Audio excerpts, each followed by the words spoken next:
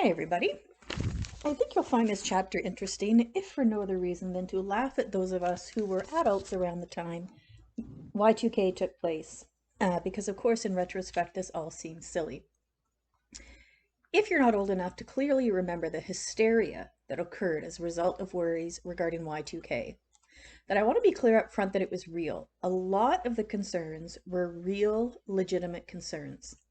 And we as a society were not just being silly, so don't laugh at us.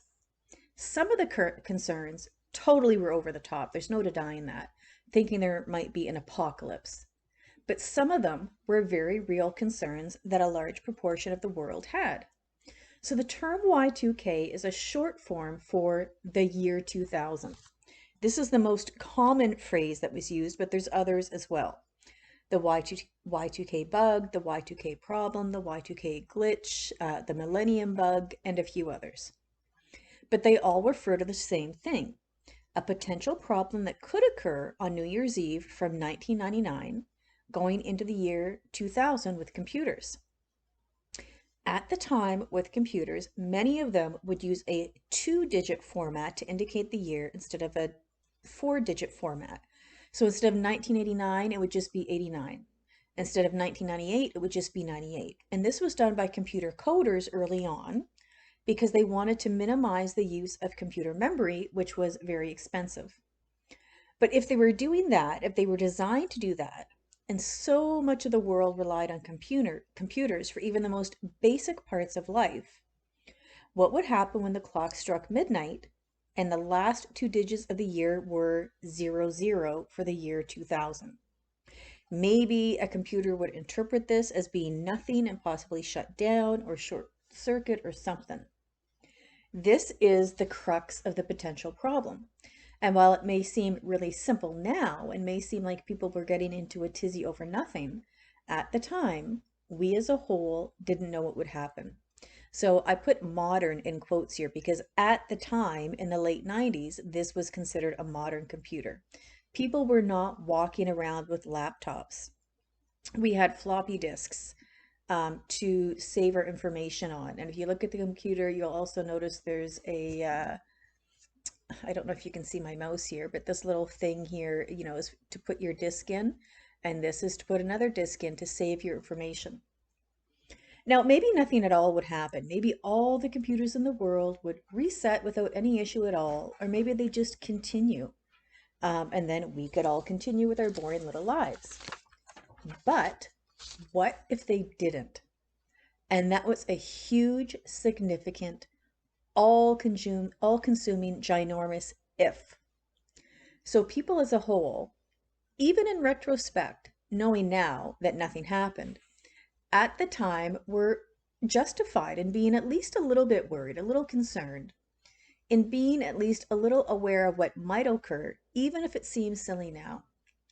But as often happens, when there's a tiny little grain of truth to something, when there's a small basis for worry, some people and some organizations take that small grain and just run with it.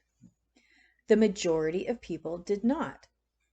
But enough did to make this a subject worthy of discussing in a collective behavior course. So that tells you how many people did. Now, apart from the textbook and what they outline, I remember this very well. I was in my probably mid-20s, and I remember people talking extensively about how computers had taken over our lives in virtually every way possible, and that maybe the Y2K bug was going to show us just how negative that could be. So to put this in perspective, so you get a better idea of what the general state of computers were at the time. About 11 years before Y2K, I graduated from high school, and at that time, there was no internet. Our computer classes in 1989 consisted of DOS programming, which meant looking at a black screen with green lettering and coding. As boring, as dull as you could possibly imagine. Poor Mr. Seamus, my high school computer teacher, he knew we hated it. So compared to today's standards, computers are really basic. At the same time, by 1999, even basic daily processes often depended on them. Putting gas in your car was dependent on a computerized machine. So if computers failed, even just for a few days, nobody would be able to put gas in their vehicle. So people began buying jerry cans and stockpiling small amounts of gas for their vehicles and for generators in case the power grid went down. We relied on debit cards to buy things, and there were no tap features. And if you couldn't use a phone to buy stuff either, but debit cards were standard, as were credit cards. So without computers, you wouldn't be able to use your debit or your credit card. And you wouldn't be able to withdraw money from the bank because everything there was computerized. So I very clearly remember even those people who were not totally freaked out or even moderately freaked out about it, they'd make sure their gas, let me try that again. They'd make sure the gas tank in their car was full. And they might have withdrawn a bit of extra cash from the bank just in case. People made sure they had extra groceries in their house, that sort of thing. Now, getting back to the textbook, it outlines more of the concerns that people had. Some that are pretty low key, some that seem more extreme, like worrying about computer systems on planes failing so that they might literally fall out of the sky. And then, of course, you had the people who claimed to be experts who helped to fan the flames of worry. Another word for them might be alarmists, but at the same time, I hesitate to call them that since truly nobody knew for sure what was going to happen. There was no guarantee. There was always the possibility that sat in the back of your mind. So would it really be accurate to call them alarmists when we as a society had no idea what was about to happen? But since these experts were constantly making the rounds of news programs and talk shows and radio shows and giving interviews for magazines and newspapers and everything else you can think of, they did a lot to encourage those who were not freaked out to become freaked out. And keep in mind, this didn't just begin in September or October of 99. It started a few years before, several years before, and then became more and more intense as the date grew nearer. So although this ad here says January 1999, it really began quite a bit before. So there was a long, long, long period of time for people to think about this. And for those who became really freaked out by Y2K, a long period of time to obsess and worry. So as the subtitle in the text indicates, there were different levels of fear, and people chose different courses of action based on the level of fear they personally experienced. The most extreme level of fear were hardcore believers. And because of this, the most ambitious course of action occurred with them. Just look at this Y2K warnings, shutdowns, prison gates open, terrorist attacks. I don't know where wild dog packs come into this, but this was one of the warnings. When we studied cults in an earlier chapter, I indicated that some people end up becoming a member of a doomsday cult.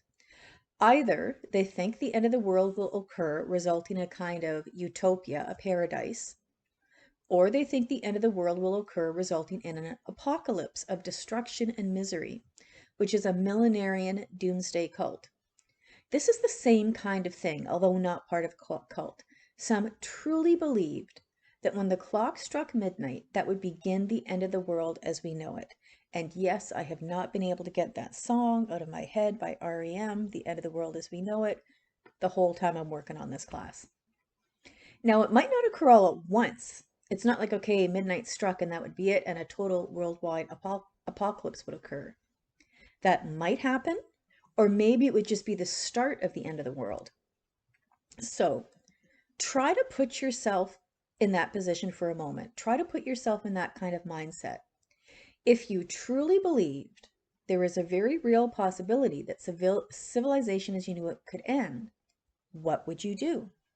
How would you prepare for the end of the world? What steps would you take ahead of time to do everything you could to ensure your survival and safety and that of your family? Logically, you would try to imagine what the end of the world would be like and prepare for it. Food, water, physical safety, a place to live, all of that. And these were hardcore believers. But we can break down these hardcore believers, these millenarian believers who were certain that human society would be destroyed, a little further.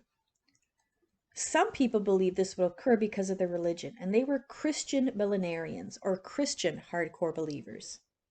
And because of their religion, they truly believed that something significant related to their religion would occur.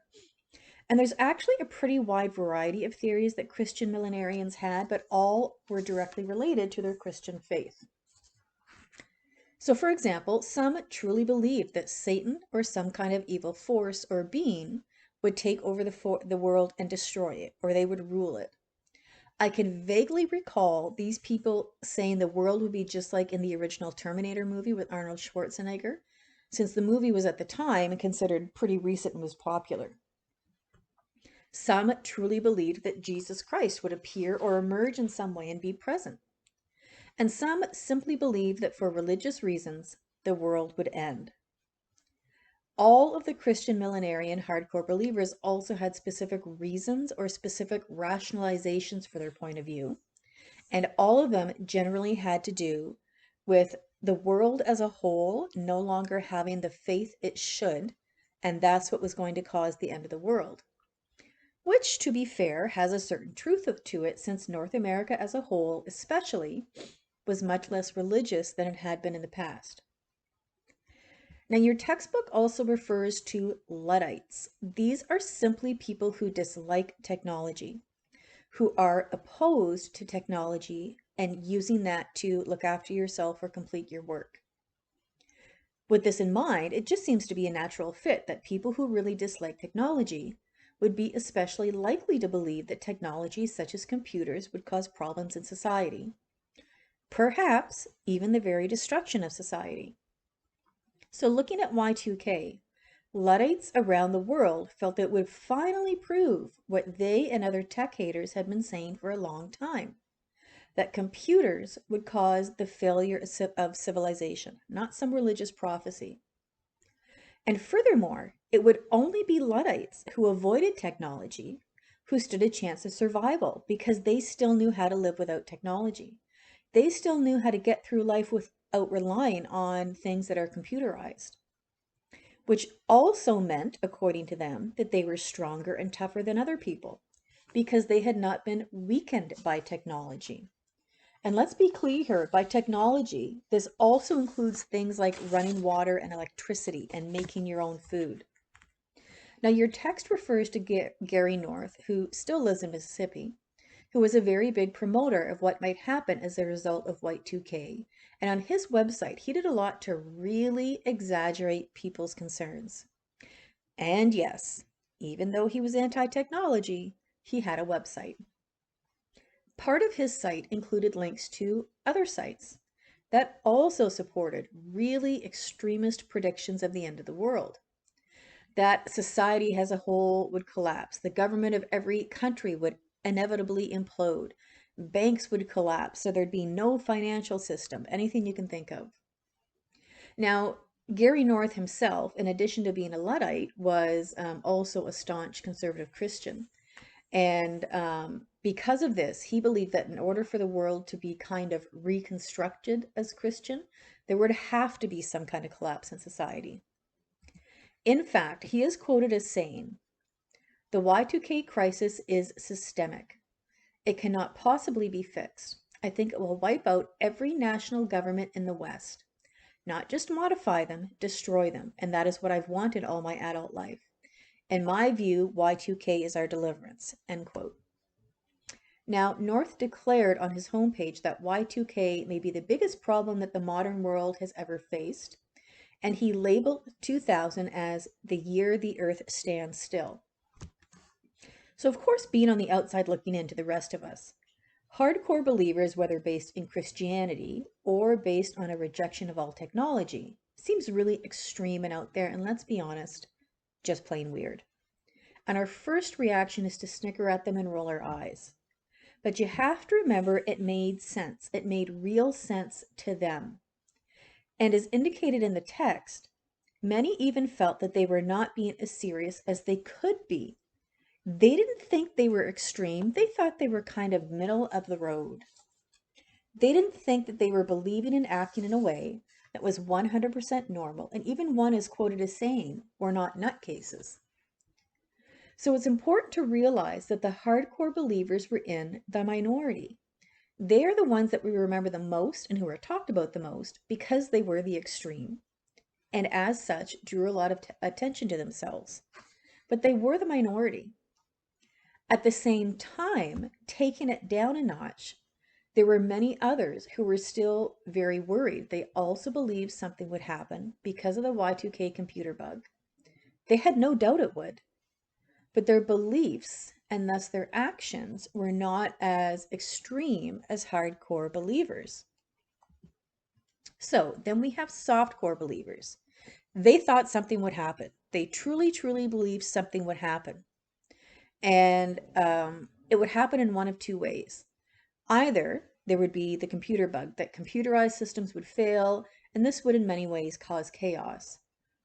Or even if computer systems didn't crash, that the worry about them, the hype about this would cause chaos. And I have to say that I remember having those thoughts that all of the worry and concern about people's behavior because of what was going on was going to be a problem in itself. So soft core believers did believe something negative would happen. They were sure of it. That wasn't up for debate. But some of them were just not sure whether harm would come from computers causing problem or frankly, just from people causing problems. But no matter what, you need to prepare. That means stockpiling food, water, fuel, have an alternative heat source prepared if you're in a cold region, prepare your home for safety in terms of being armed, have a lot of cash at hand because you won't be able to access a bank. And if possible, you should consider building a bunker or fortifying your home against others. So no matter what the source of chaos will be, there will be chaos, and that's a fact. Something will occur that permanently alters the world as we know it. Not necessarily physically, but without a doubt, society, socially speaking, is going to be changed in a significant way. Modern civilization will simply not be the same. So softcore believers went to websites for tips and tricks to make sure they hadn't forgotten anything in their preparation. They bought books to help guide them. They sought information about fortifying their homes, empowering their homes without electricity, and how to purify water. I came across two examples of people who really exemplify the potential chaos that could have ensued. In one article from a popular magazine at the time, the author spoke about a retired woman who lived on a small farm in central Ontario who really goes against every stereotype of somebody who would be considered extreme. But after she read an article about Y2K, she then searched it on the internet, and the more she read, the more frightened she became. And she said, "I believe this will be a major catastrophe." So she and her husband, he's a retired computer programmer, ironically enough, bought a generator and put aside a year's supply of firewood and fuel. They cashed out of the stock market and withdrew all of their money from the bank. She bought a rifle for hunting that she thought might also be needed as a security backup for their German Shepherd. And she understood that her stockpiling would create shortages, but she said, quote, "There's no way around it. You either prepare or face the storm unprepared," end quote. And there were empty shelves in December regularly. People were buying things like crazy. As another example, an elderly customer walked into a Toronto branch of the Royal Bank and asked to have all of his money out, about $100,000, because the man was so worried about Y2K that he thought it could wipe out his balance, and he planned to put his money under his mattress. The branch called the Vice President of Public Affairs, who was able to persuade the man that his funds were secure, and they acknowledged that more needed to be done to reassure people because the biggest issue was fear. So we have hardcore believers, softcore believers, both of which believed without a doubt that something was going to happen between 12 a.m. on the morning of January 1st. Between 12 p.m. on the evening of December 31st and 12 a.m. on the morning of January 31st. And then there was everybody else. People who were indeed worried, but not totally freaked out. Your text refers to them as the cautious. In other words, be prepared. It's always a good idea to be prepared and hope for the best. Although what preparation meant for these people was very different compared to what preparation meant for hard and soft core believers. So that word preparation is open to a lot of interpretation. I really like the analogy used in the textbook of comparing these people and their attitude to buying an insurance policy for your house. So apart from the legal requirement to have insurance for a mortgage, people simply know it's the smart thing to do. They don't get all freaked out about it. And the cautious group generally did not believe that some kind of disaster was just around the corner. They didn't believe that human civilization would be permanently altered. But they did think there was at least a possibility that some things in society that rely on computers might be disrupted because of a glitch. Maybe things would slow down so that, for example, credit cards might have some problems. Automatic payments on a card might be disrupted, or deliveries would be disrupted. Maybe the power grid would even go down for a bit. But not a total collapse of civilization as they knew it, and certainly not an apocalypse of any kind. There might be a shortage of certain things in the weeks following or the few months following because of computer glitches, but nothing huge. They might even have the possibility of violence. They might even see that as a possibility with people freaking out. But again, they didn't think this would be really significant. They didn't imagine people riding or the streets and marauding through the streets.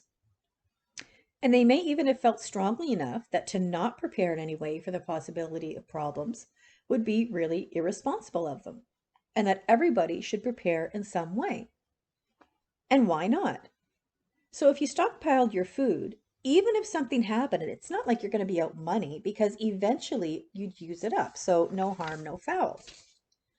It's better to prepare for a problem that never occurs than to just assume everything will always be all right. And again, that's why we buy health insurance, house insurance.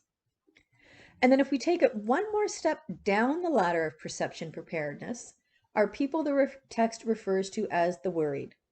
This is the group I was in. This is the group that the majority of people around the world was in. Make sure your car is filled up. If you think of it, have some extra cash on hand, and that's it.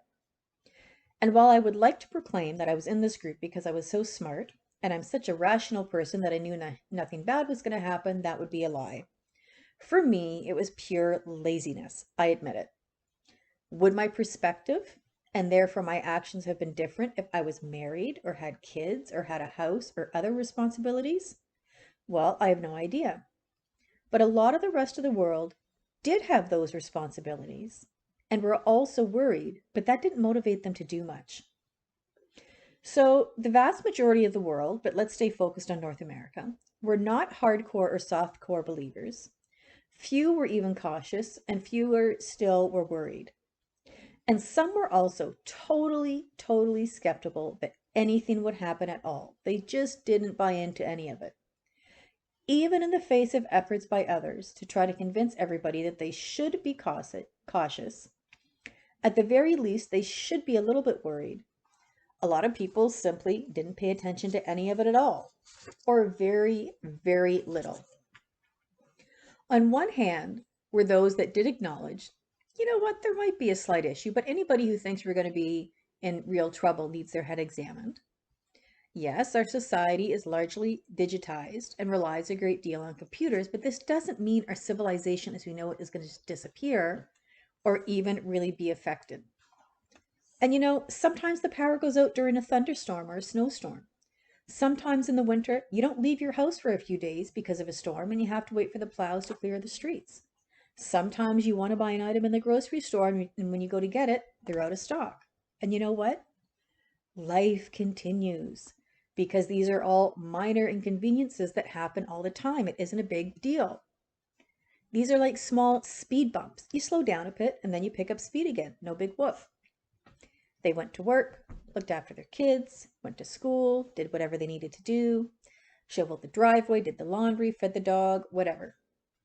They acknowledged there might be small issues, but they had no doubt they would be very small, which is why the text refers to their attitude as a speed bump. And then for other skeptics, many people truly believed there would be absolutely no issue of any kind.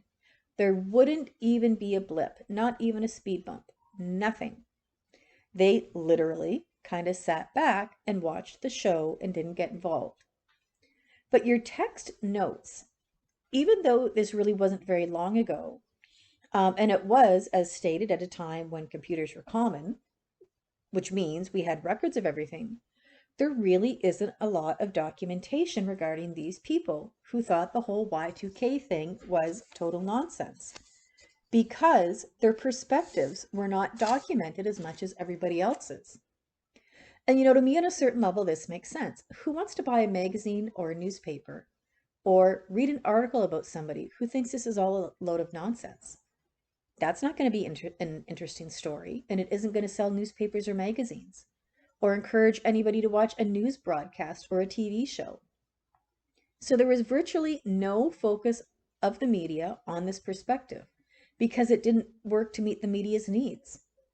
Would you want to watch a talk show where the guests are talking about all the problems that might occur and how to prepare for them? Or would you want to watch a talk show where somebody just said there was no problem at all and then just sit there and look at each other?